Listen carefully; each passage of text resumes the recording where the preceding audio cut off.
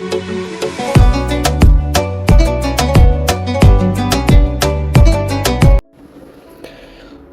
दोस्तों, आज का टॉपिक वेरी इंपॉर्टेंट टॉपिक है। स्वागत है आप सभी का। महाजनपद काल। तो हम जो ये हिस्ट्री सेशन स्टार्ट कर रहे हैं दोस्तों, तो महाजनपद काल किससे रिलेटेड इसमें क्वेश्चन ऐड किए गए हैं। तो पहला क्वेश्चन है, पाली ग्रंथों में गांव के मुखिया को क्या कहा गया है, भोजक या ग्राम भोजक। नेक्स्ट है, उज्जैन का प्राचीन नाम क्या था, अवंतिका।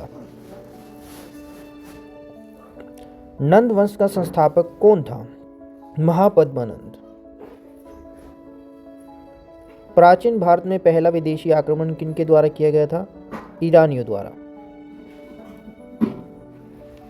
सिकंदर ने भारत पर कब आक्रमण किया था, 326 ईस्वी पूर्व। हर्यंक वंश के किस शासक को कुणिक कहा जाता था, अजातशत्रु को। किस शासक ने गंगा एवं सोन नदियों के संगम पर पाटलिपुत्र नामक नगर की स्थापना की थी, उदयी ने। अगला क्वेश्चन है, 323 ईस्वी पूर्व में सिकंदर महान की मृत्यु कहां पे हुई थी, बेबीलोन में।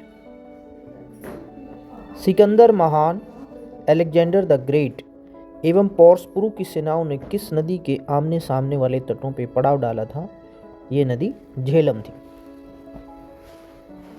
अगला क्वेश्चन है, किस प्रकार का मृदान पाटरी भारत में द्वितीय नगरीकरण शहरीकरण के आरंभ का प्रतीक माना गया है, उत्तरी काले पॉलिशकृत बर्तन, ये इसका राइट आंसर है।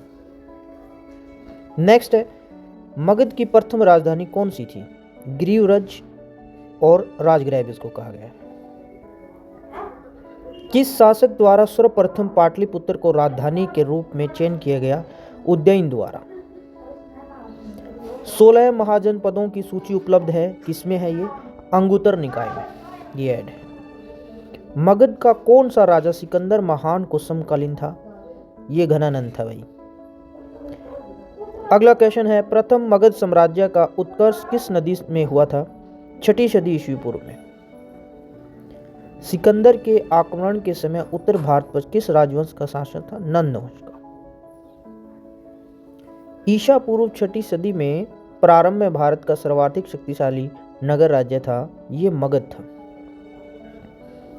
नंद वंश का अंतिम सम्राट कौन था, घनानंद। अब अगला टॉपिक यहां पे ऐड किया गया है, चंद्रगुप्त मौर्य और मौर्य साम्राज्य से संबंधित। तो इसका पहला क्वेश्चन रहेगा, मौर्य साम्राज्य का संस्थापक किसे माना जाता है, चंद्रगुप्त मौर्य को, जिसने कौटिल्य की सहायता से इस शासन को चलाया। चंद्रगुप्त के शासन के विस्तार में किसने मुख्य रूप से मदद की थी, चाणक्य। मुद्राक्षर के लेखक कौन थे, विशाखदत्त। प्रसिद्ध यूनानी राजदूत मैग्स्थनीज भारत में किसके दरबार में आए थे भाई, चंद्रगुप्त मौर्य। चंद्रगुप्त मौर्य ने सेल्यूकस को कब पराजित किया था, 305 ईस्वी पूर्व में। अगला क्वेश्चन है, भारतीय लिखने की कला नहीं जानते, यह किसकी उक्ति है, ये किसने कहा था भाई, मैग्स्थनीज ने ये कहा था। मैग्स्थनीज ने भारतीय समाज को कितनी श्रेणियों में विभाजित किया था, 7 श्रेणियों में। मैग्स्थनीज की पुस्तक का नाम क्या था, इंडिका। उसने भारत में आके एक पुस्तिका लिखी, उसका नाम था इंडिका। अर्थशास्त्र में गुप्तचरों को किस नाम से जाना गया है, गुड पुरुष।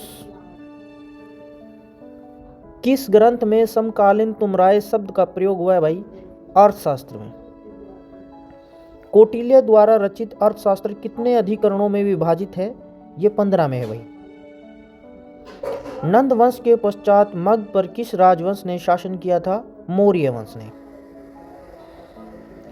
मौर्यों के काल में गुप्तचरों को क्या कहा जाता था, गुडरुस। ये रिपीट हो गया भाई क्वेश्चन।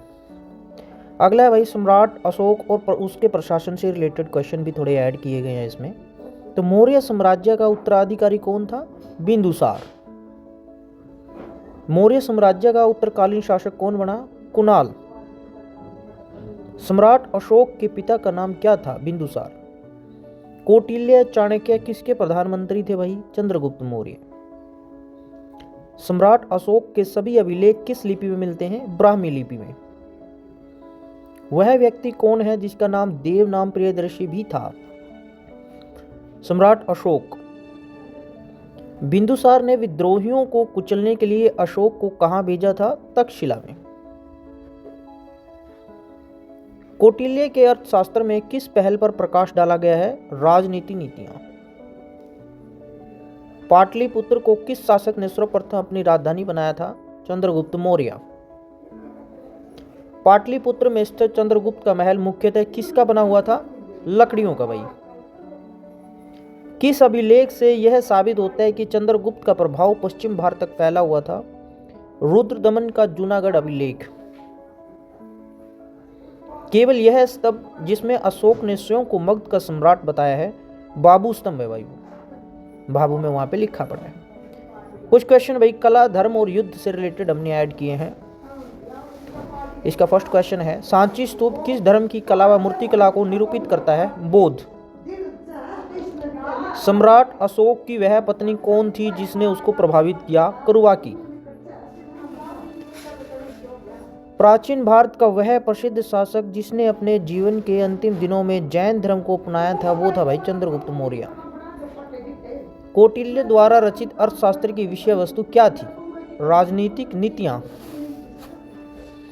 कलिंग युद्ध की विजय तथा क्षत्रियों का वर्णन अशोक के किस शिलालेख में है? शिलालेख 13 में। अन्य तथ्य भी हैं भाई इससे रिलेटेड। वह स्रोत जिसमें पाटलिपुत्र के प्रशासन का वर्णन उपलब्ध है वह है इंडिका। अशोक के शिलालेखों में प्रयुक्त भाषा क्या है? प्राकृत। भारतवर्ष का सबसे प्राचीनतम स्तूप कौन सा है? सांची। उत्तराखंड में अशोक का एक शिलालेख स्थित है कालसी में। सांची का स्तूप किसने बनवाया था? अशोक ने। अशोक के शिलालेखों को पढ़ने वाला प्रथम अंग्रेज कौन था? James Prinsep. आशा करते हैं दोस्तों आज का वीडियो आपको पसंद आया होगा। वीडियो आपको अच्छा लगे तो लाइक शेयर जरूर कर दीजिएगा। Thank you.